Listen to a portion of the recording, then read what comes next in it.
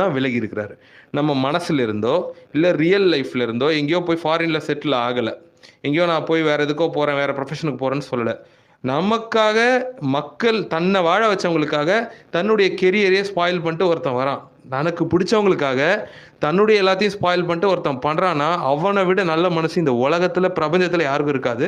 So அதை இந்த ஒரு நோட்டோட நான் இந்த வீடியோவை முடிக்க விரும்புகிறேன். ஏன்னா நேற்றுலேருந்து நான் பார்க்குறேன் நிறைய பேர் அப்படியே நெகட்டிவானா தப்பாக சொல்லலை, அழுகாட்சியாக ரொம்ப சோகமாக ஏன் அப்படி பண்ணுறீங்கன்னே எனக்கு புரியலை. இது வரைக்கும் நாம் பார்த்த விஜய் அப்படிங்கிற நாளைய தீர்ப்புலேருந்து ஜனநாயகன் வரைக்கும் அவர் பேசின வசனங்கள் ஓகே, அவருடைய பாதை இதுதான் தெரிஞ்சால் கூட அவர் பேசின வசனங்களுடைய கண்டென்ட் எல்லாமே வேற ஒருத்தருடைய பிரெயின் சைல்டு.